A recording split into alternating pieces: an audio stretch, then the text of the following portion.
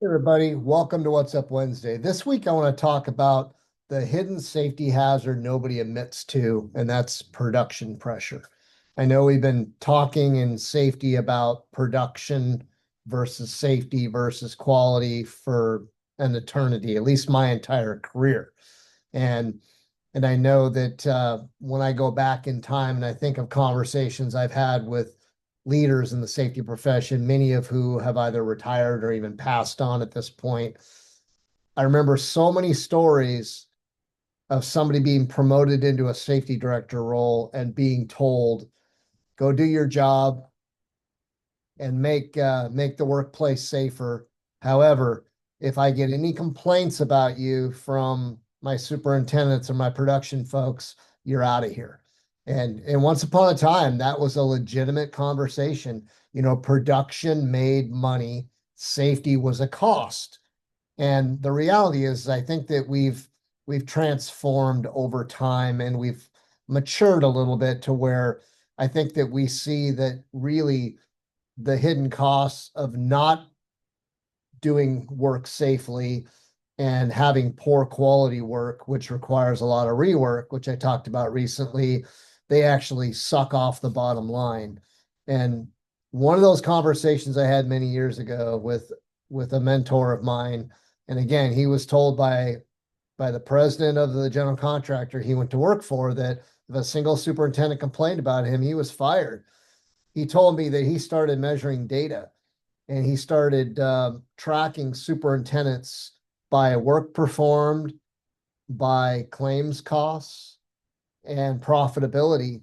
And over the course of about 2 years, he was able to create an argument and demonstrate to senior management that that the people they thought, the superintendents they thought who were driving the most profit within the organization were actually costing the most money because they had very poor safety records.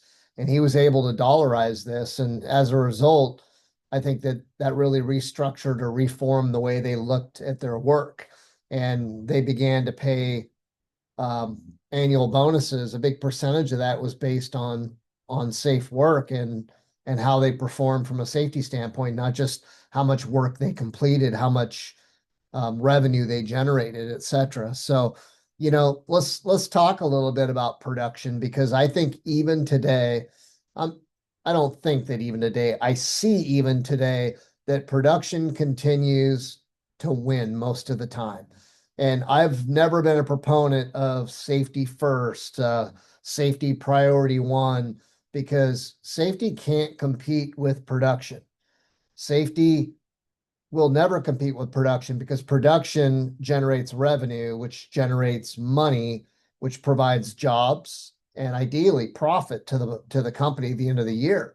So, the two really need to go hand in hand. And my pitch has always been that planning work leads to safe, productive, quality work. And I'll never change my opinion on that. I've got a very strong opinion. But what I would say is that production pressure often leads to shortcuts. And I think we know that. People are willing to take chances and take risks and shortcuts when they feel like they're behind schedule or they're over budget. And it can start out really innocently as a mistake was made and now there's a bunch of rework that needs to be done. So there was a quality issue and now they're behind schedule and they've got concrete pours coming up and all this needs to be done. And as a result, all of a sudden, again, they start taking shortcuts. They start cutting corners, boom, injury. And it happens that way all the time. And it's not always a matter of the workforce being told, you need to step up, you need to speed up, you need to get this done. I think they automatically feel that pressure and oftentimes they respond to it.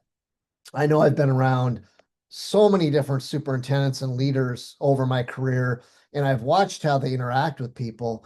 And some of the leaders that maybe um, had the most significant impact were very quiet leaders.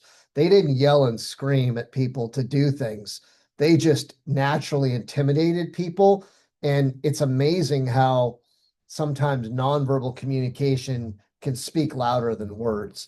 And sometimes, you know, the workers, they don't have to be told we're behind schedule. They can feel it, they know.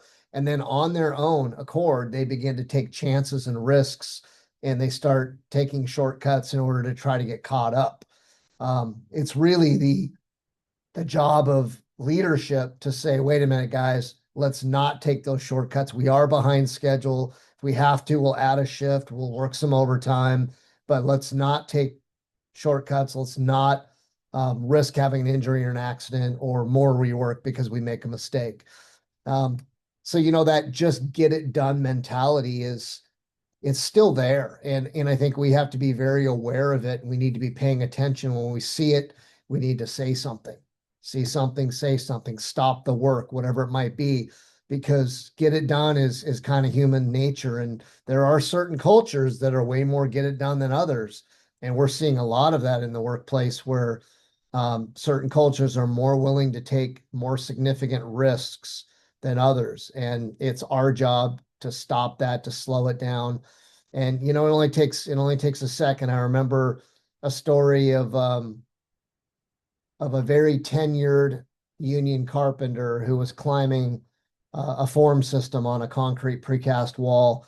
And he had his fall protection, double lanyards, rebar chain, positioning assembly, and he was climbing up this form system to the top so that he could, I think, kind of get some finishing touches in so they can make the next pour. And right as he got to the top, as he was climbing with his Y lanyard, 100% tie-off lanyard, and attaching one rebar hook to the form system, climbing, connecting the next one, disconnecting, and kept going. He got to the top, and somebody said his name, and he leaned back to look at who it was and hadn't connected that other leg. He disconnected before he connected that other leg of his lanyard. And as he looked back and was distracted for 1 second, he fell to his death, 35 feet. And this guy had been super safe, had been doing this job forever, and only took a second. That's my point, is it only takes a second.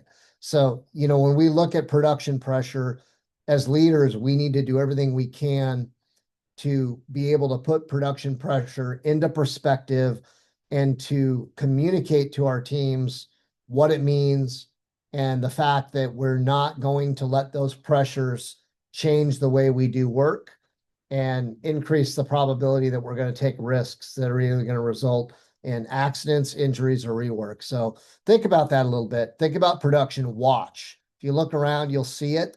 And these are opportunities, leading indicators that we can use in prevention if we're paying attention. If we're not, we're going to miss them and things are going to happen. So we'll see you next Wednesday.